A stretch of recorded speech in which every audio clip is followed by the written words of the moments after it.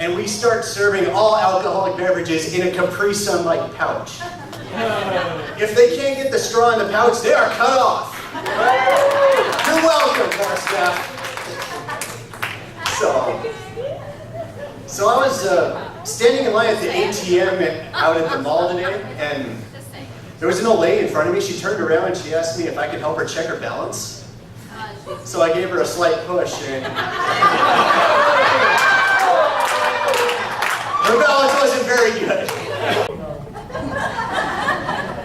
I'm married, and marriage is an institution.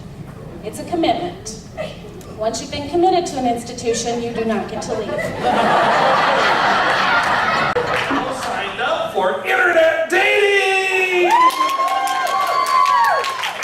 Oh my God, shoot me now. I don't know if you've had any experience with this, but for me I found it extremely uncomfortable. At first I thought maybe it was because I was getting older, or maybe that I'm married, that wasn't it. The thing that bothered me the most is the fact that my wife signed me up for internet dating behind my back. Yeah, apparently when she says leave me the hell alone, she means it. You gotta admit, it's gotta be one of the greatest April Fool's Day jokes ever. Something.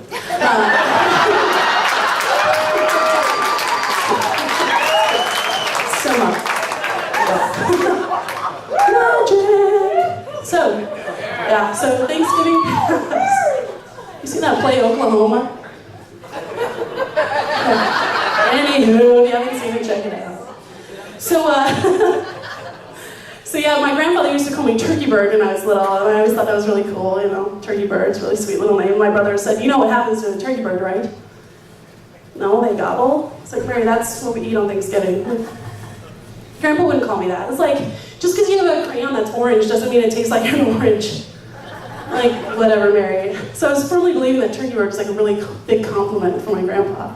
And then on Thanksgiving Day, my dad looks at my grandpa and says, so who's cutting the bird? I'm like, I'm sorry, what? It's like, who's cutting the turkey bird? I'm like, I thought it was your favorite. Turns out they didn't cut me at all. It was actually a bird. They stuffed with its own gizzards. How does that make sense? You buy a turkey, it's frozen, it has its own guts inside of it. You're like, really? It's not an insult enough. The thing is dead, and you shove its guts back inside. You just want to put that in your gravy. Just a little something. A little tickler. 1, 2, 3. Happy birthday to you. Happy birthday to you. I'm sure he's not hearing you talking. You're welcome.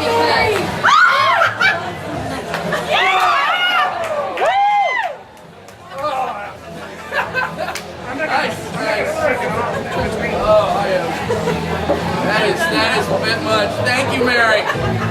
Appointment like a first date. Come on. Like, let's not be too excited about that. She's like, oh my gosh, I love Bella. Oh, I'm so excited. Which, by the way, have any of you guys seen the new Twilight movie? Nobody's seen. Yeah, you have?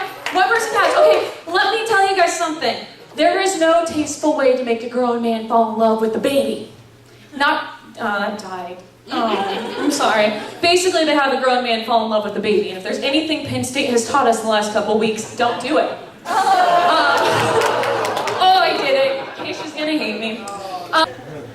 And I see the red and blue in my rear view, and I'm like, crap, get pulled over.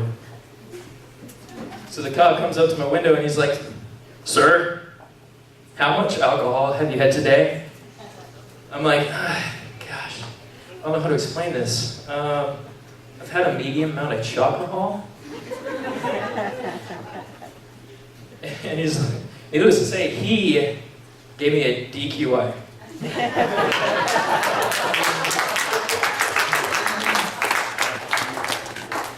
Which might sound bad, but from what I understand, 2 more hole punches in the driver's license, and I get a free Blizzard.